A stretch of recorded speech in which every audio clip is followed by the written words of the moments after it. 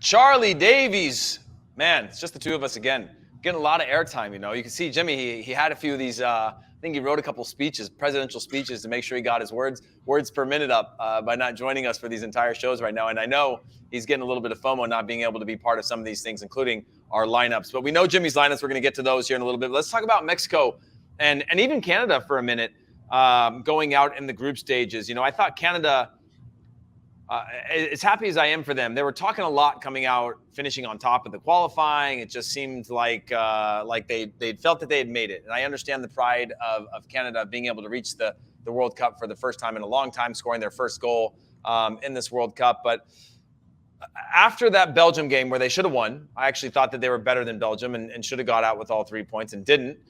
They kind of just came crashing down for the rest of the tournament. They looked exposed. The defense, who we probably called their vulnerabilities in World Cup qualifying because of the interchangeability of the players, they were changing that back line quite a bit, stood on their heads the entire World Cup qualifying, almost letting in no goals, and then just looked out of sorts, out of touch, out of connection with each other.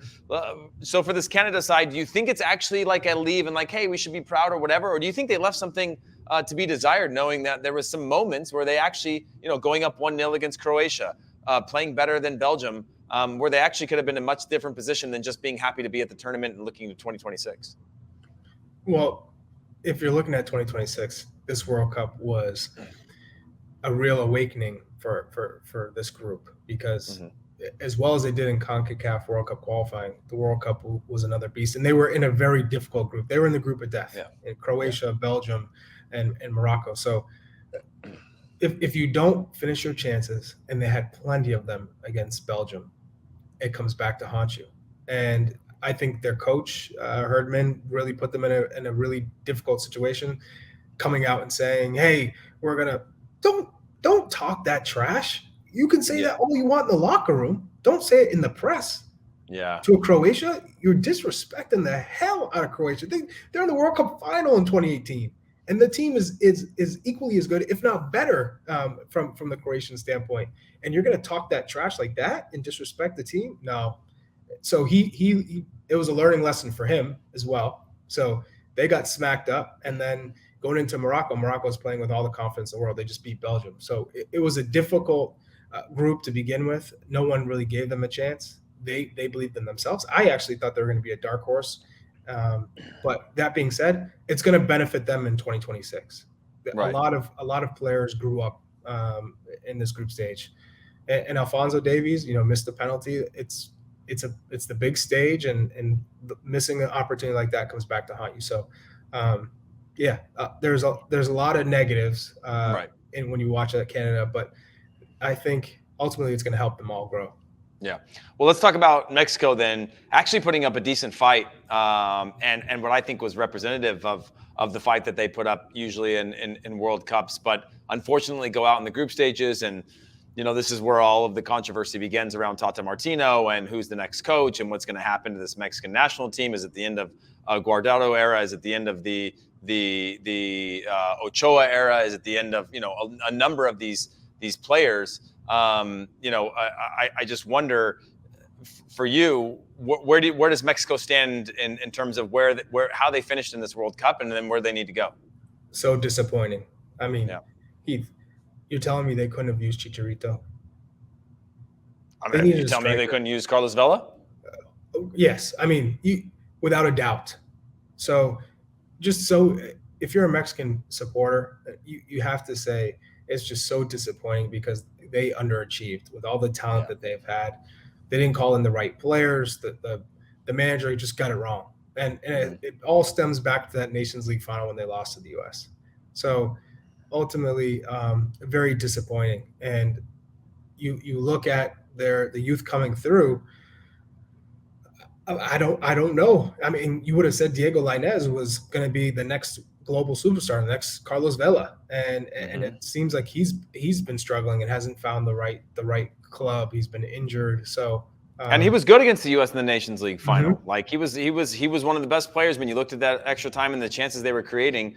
I believe it was Lainez. I could be wrong on that, but just in terms of the importance of your young players. They don't have this pipeline right now, right? And there's always been this pipeline. Most of the players are playing domestically. I think this is like the lowest amount of players abroad that they've had. They've got Alvarez, who I think is a fantastic player, is going to continue to grow into bigger and bigger clubs.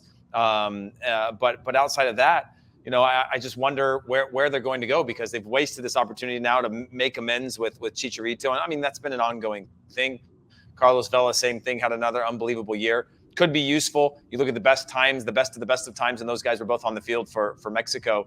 And now they find themselves going out of the tournament. And what's sad about that is if you've ever, for those of you that are watching this, if you've ever been to a World Cup as a fan, Mexico bring one of the best contingents in the world. I think Argentina, the U.S., Mexico. I think just the Americas in general tend to really represent, Brazil as well. But Mexico fans are just great for the game. And when they go out, you lose a little bit of peace, a little bit of soul of the game, which is unfortunate in terms of the atmospheres and arrays and things like that.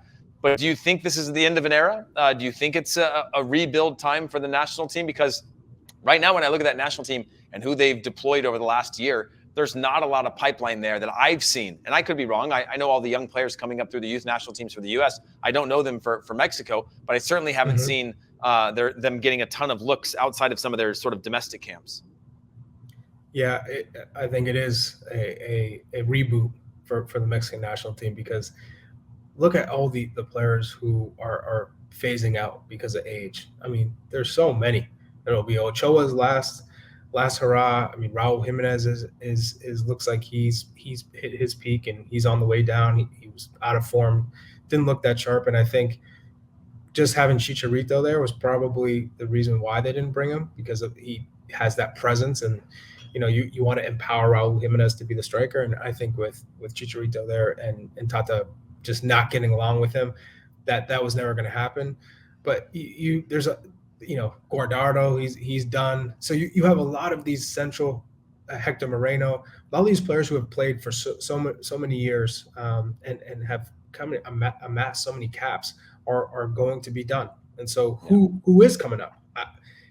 There hasn't been one player outside of Diego Lainez at his best in Nations League final when he was chopping people left and right. And you're just like, oh, this guy's electric. He has it. Other than him, I don't know where that's coming from. I don't see the next Hector Herrera. I don't see the next Guardado. I don't see the next Chicharito or Carlos Vela. Like, that was the golden generation for me when you look at that Mexico side. So, I think they have a lot of work to do.